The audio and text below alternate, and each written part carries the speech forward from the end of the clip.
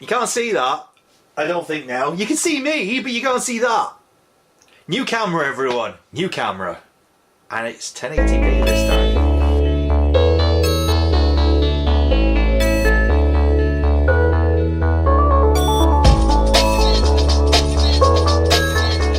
Hi, my name's Dave. I'm also known as InfectedFlinch. And as I just said, new camera.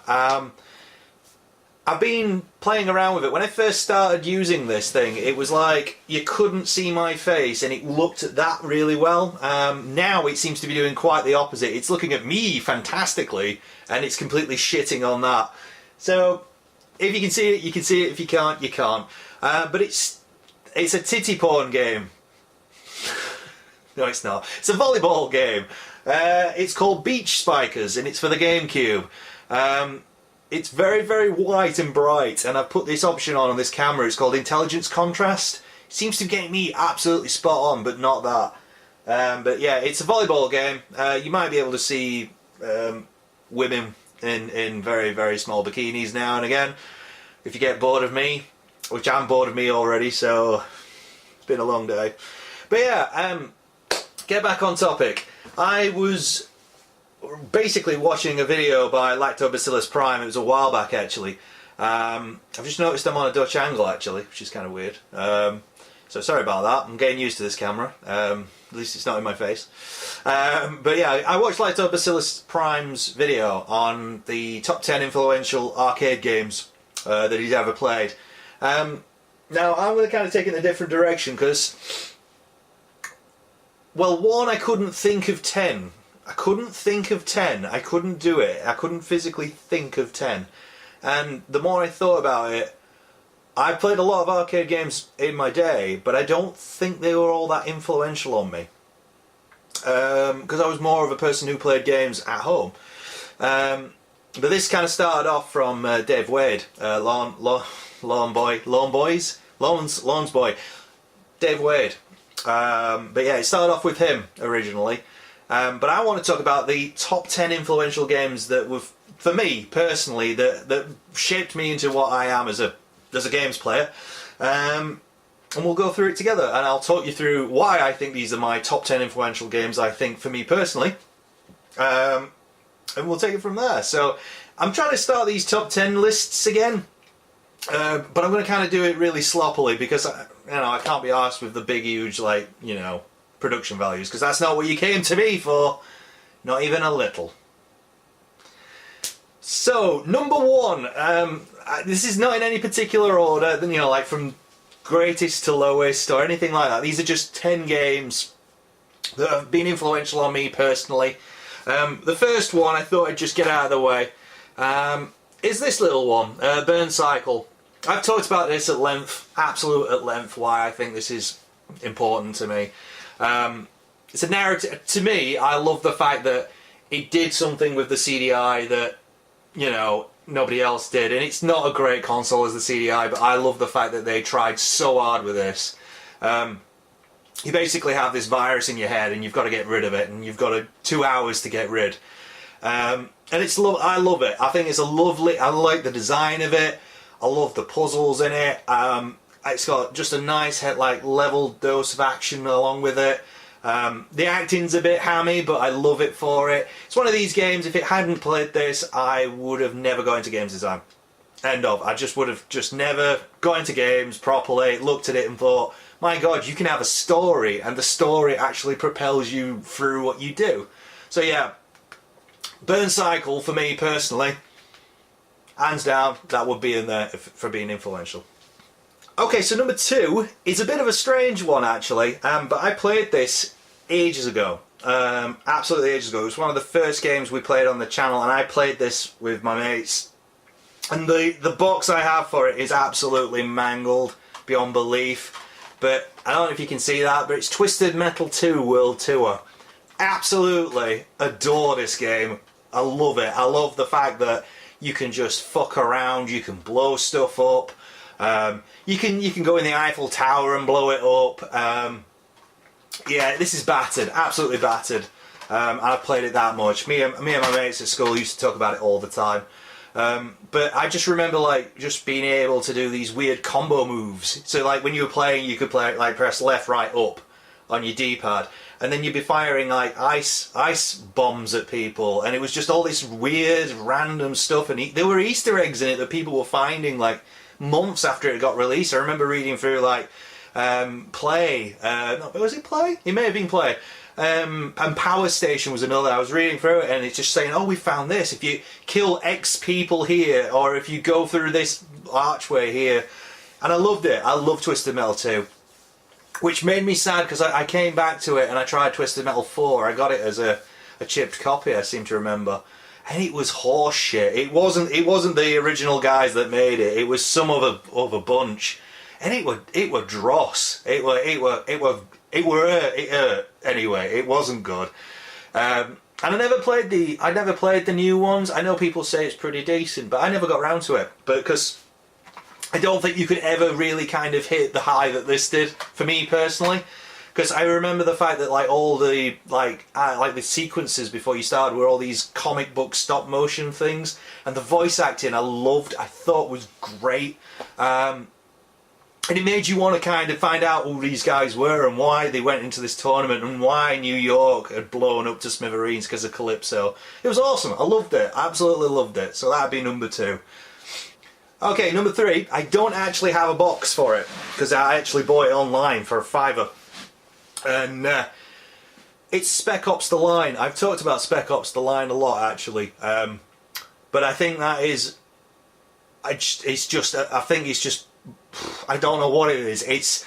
It feels like you're an experiment in its great grand design of things, and it's a strange game. And if you say too much, it basically undermines what it is, the experience to actually play it. It's actually probably one of the most hard hitting games I think I ever played, because I played it twice. I played it twice through.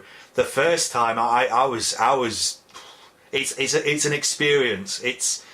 You feel so many range of emotions, and the gameplay isn't great, but the thing is, the game knows it's not great in that regards, and it's so fucking clever. It's so well done, and it knows what its flaws are, and it knows what its foibles are, and it knows how design works in terms of narrative and what it can give you and what it can take away, and it gives you a choice when really there's no choice. I find it an absolute masterpiece of a game, and it needs to get more recognition because it doesn't. It really doesn't. Spec Ops: The Line is and it sounds like I'm bigging this up and hyping it up, but it is an absolute fantastic game. I love it. I love it to pieces. And influential to me because I realised that you don't have to do the things that, like just silly things like loading screens. Loading screens in this game are actually a force of its own, and it's bizarre to watch because the game starts to talk to you, not anybody else, just you personally, and it's a very strange feeling when you're playing it. It's really good. But it's scary at the same time what it tries to do, and it hits hard. It really hits hard. Yeah, Spec Ops: The Line, definitely one of my top ones there. Okay, so number 4 of my top 10 influential games, and you wouldn't expect this actually, but you would if you knew me well enough. Pokemon, Pokemon, the original one, way back in the day. I actually had Pokemon Blue, and Pokemon Blue, I lost hours of time. I got all 151. I actually have the cartridge. I was looking for it earlier, trying to find it, but I actually have got the one. I've actually got the same one I had from when I was about 13, 14, and I got all 151. Even when I went to the UCI cinema, I managed to get Mew on my cartridge. So that's how insane I got. But yeah, Pokemon is just it is a great game. As much as people malign it. And it has got stale. I haven't played Sun and Moon. I think I played X and Y. Well, I actually played Y out of X and Y recently. And I really enjoyed it. It was nice to come back to it, but it's one of these games, when you've played it once, you've played it pretty much forever. That's it. You've done it. It's one of them weird games. But yeah, the original Pokemon Blue, influential to me that you could create this whole, you've got to get everything. It's that mechanic, and I think that was the first time where I got so obsessed and I had to get all 151. And then Pokemon Gold and Silver came out, and I just thought, I am not going through this again. Fuck right off. And I didn't play it for years. I stopped. I think I came back to it with Pokemon Emerald.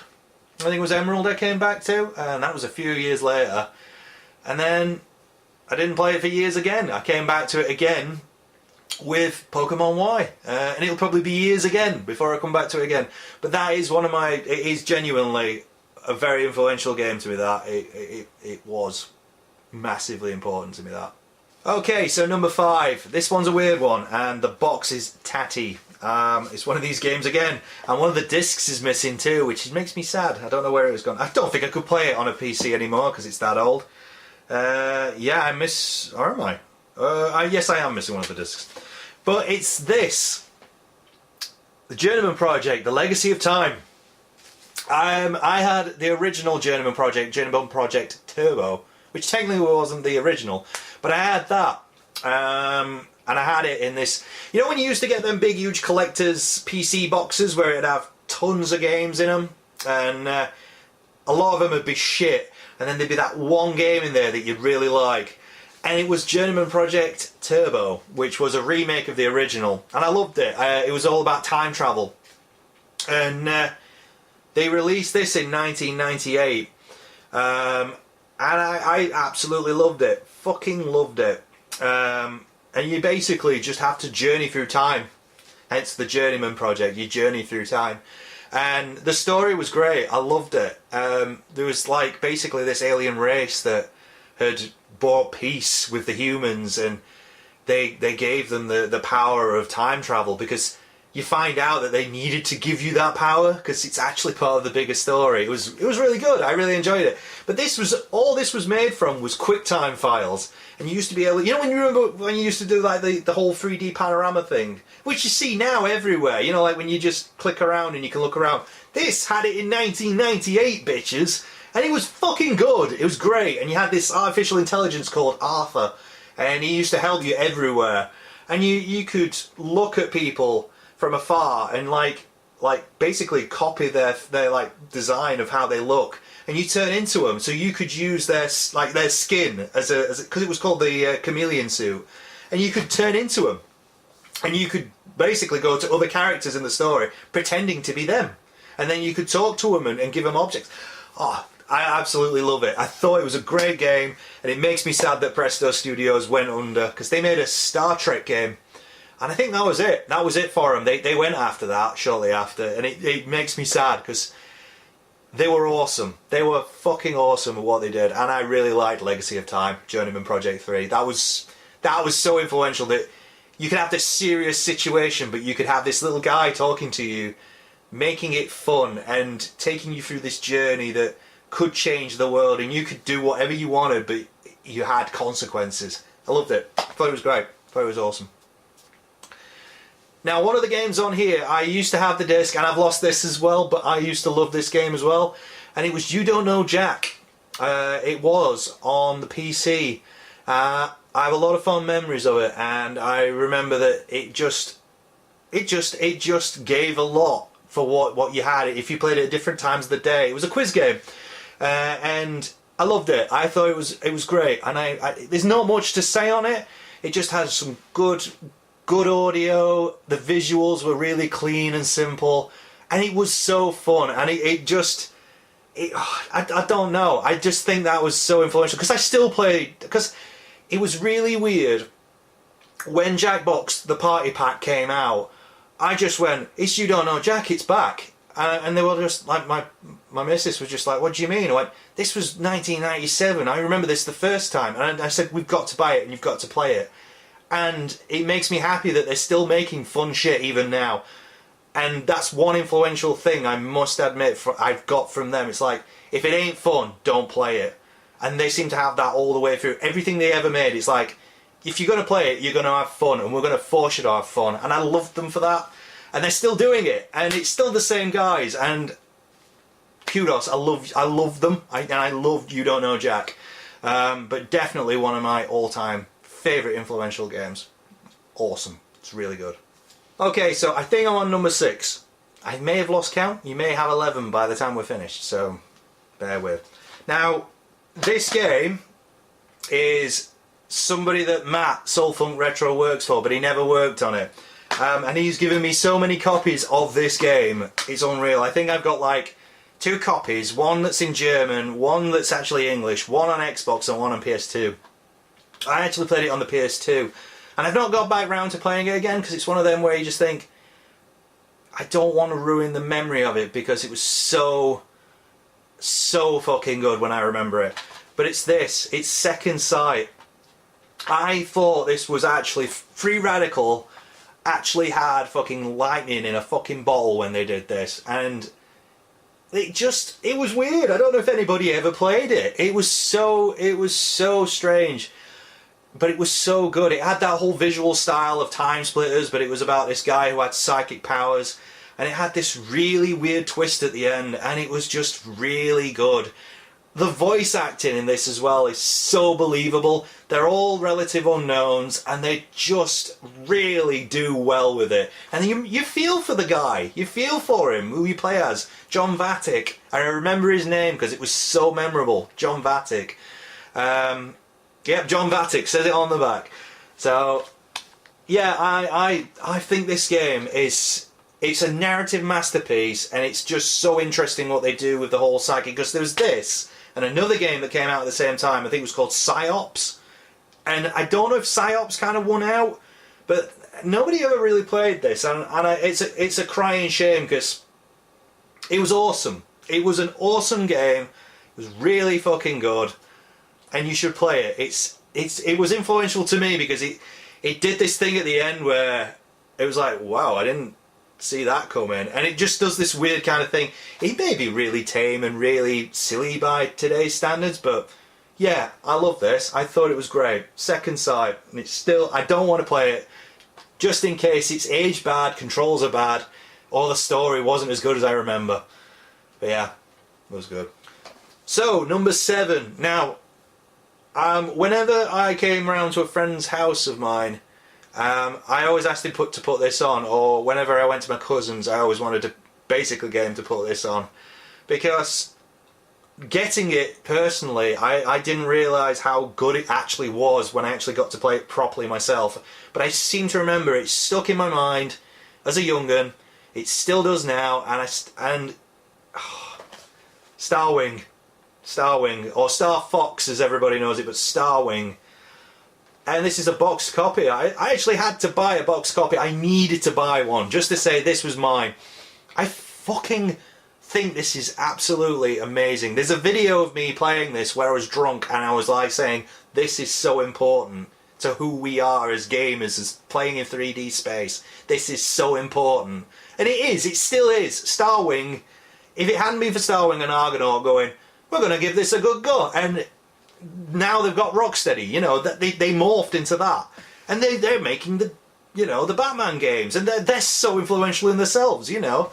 But Starwing, it's just the music, the feeling of going through that shoot tunnel at the beginning, and you shoot out, and it's awesome. It's an awesome game. It's still amazing. What else can you say about it? It's a bunch of animals flying around in spaceships, and look at it! Look at it! It's just, it's awesome. It's so good, and it still is. I don't care what you say.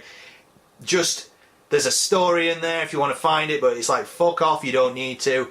It's amazing. Fucking love this game. So good.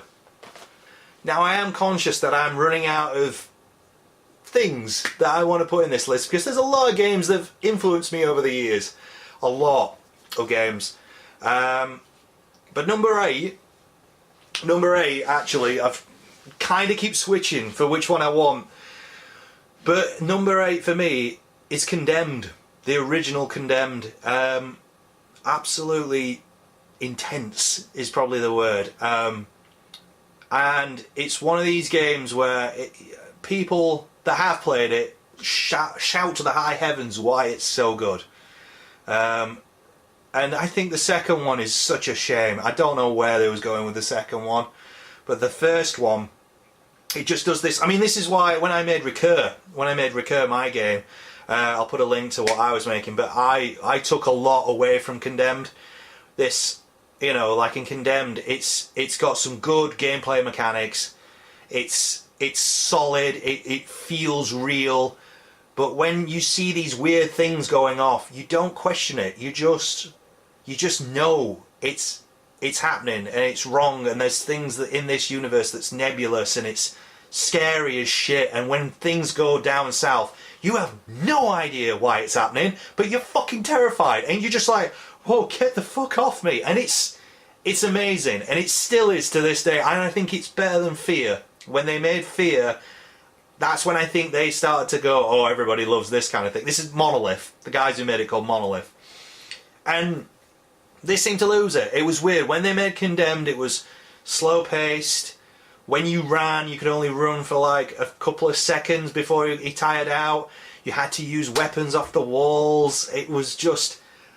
it was so fucking perfect. And it's still... I still love that game. And it's the fact that the voice acting's really good. The mystery of it, you know, there's a serial killer killing serial killers. I mean, that's fucking nuts. Absolutely crazy idea that you have to try and figure out what this serial killer's doing.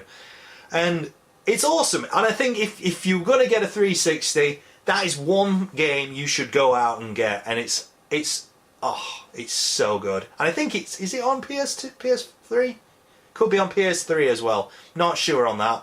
But yeah, give that a play. It's to me, it was influential because it was part of the reason why Recur became this thing. Because it basically left you going, what do you think happened? And you just go, I have no fucking idea. And which is what I took away with what I made with my game. I wanted to go, there's everything. If you want to go out and find it, find it. And that's what Condemned does. It goes, all these people have gone nuts. But why have they gone nuts? Do you want to go out and find out why they've gone nuts? Or do you just want to get through it? And it was great. I loved it. Awesome. Okay, number 9. I was thinking of all the multiplayer games I played over the years, and Left 4 Dead was going to get shoved in, and then it changed somewhere. But number 9 is Gears of War 2. I know, the second one. I lost hours to Gears of War 2, and I still think that's the best they ever... I think they just hit that sweet spot of when they got everything just right, because the Horde mode in that is fucking phenomenal, because they changed it up in the third one and it didn't work. It didn't work in the third one, but it worked really well in the second one. The story's complete gash. It doesn't make any sense, but it's just so mechanically sound. It's so fucking fun. And I lost hours with Stefan and Carl playing that game. It's so fun. It's just mindless fucking shooting shit. And I lapped that shit up and I loved it. And Gears of War 2, if we could go back to Gears of War 2 in the Gears series and do that again, I'd be back on board. Because I was so close to getting Gears 4, but something's put me off. I don't know whether or not it's because Microsoft don't know what the fuck they're doing with the Xbox. I don't know. But that's the feeling I get from it. But Gears of War 2, to me personally, was just... you can make something so simple in such a small area and you have to survive through it. And that idea of survival was so intense and so palpable. Especially when you were with your mates and you just saw somebody just disappear, like just in a spurt of blood, by like some of these big huge fuckers that used to turn up. You know, it sets you on edge because you're just on your own surviving, and then eventually when you were on your own, they come after you. But yeah, it was so good. It was so fun. But yeah, Gears of War 2. That's number 9, which is a bit of a surprise. When I thought about it, I was like, yeah, that is actually... and you can, you know, in terms of like mechanics and how that game works, the second one is really good. It's really, really fun. Okay, so last one, number 10. We played this ages ago as well on this channel. But it's a game I would love to see come back in some form. But everybody seems to do what it does now. But not as well as I remember what this was. But it's Future Cop LAPD. Absolutely hands down. I fucking adore that game. I have got the box somewhere, but I haven't got it to show you. But Future Cop LAPD does MOBAs, and it does MOBAs well before MOBAs were even a thing. It's really bizarre. If you go play Future Cop LAPD now and you're a MOBA fan, see where it began, and it's there. Someone fucking did it there and then. And it's just so fun. It's such a fun game. The actual campaign part of it's a bit but the actual, when you play the, I think it's Precinct Assault, I think it was called. It's so fucking good. It's so fun. You build these bases, you go out, you can change into a, it's like this like hover bike into a robot and back again. And I loved it because obviously I love robots. I loved that whole mechanic where you change back, change back, and I loved it. And still to this day, I still would love to make a game just like that. Not these MOBA types. I want to make it with giant fucking robots shooting the shit out of one another and sending wave upon wave. I mean, Supreme Commander did it, but this, it's weird as well. Lots of games have tried it, like Brutal Legends tried it, and it's not quite worked out the way. It's a bit messy. It's that kind of thing. But Future Cop LAPD did it just fucking right, because whenever you had to build more stuff, you had to go back to the base and do it, which Brutal Legend did, but just didn't do it right. It's weird. And Future Cop LAPD, I love that. I love that game to pieces. And yeah, I think that's my 10th one. And if you've never played it, go play it and find a friend and play it together, because it's so fun. It is genuinely so fun. So there you go. It's weird because there were some consoles like the Atari ST, like there's some games on there like Uninvited, and on the CDI there's Seventh Guest. There's a few that I wanted to kind of shove in there. Left 4 Dead was another one I wanted to put in, but when I think about it, they were influential but not influential enough to get in my top 10. So what are yours?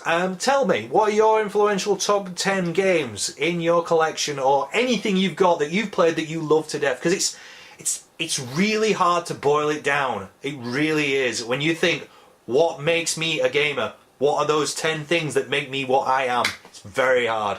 So comment, like and subscribe as you normally do. I hope this has been alright with the camera and the 1080p. Probably not, you don't know. But yeah. Hope to hear from you, or not. Leave key under Matt when you've done whatever it is in kitchen. Cooking in my fucking kitchen.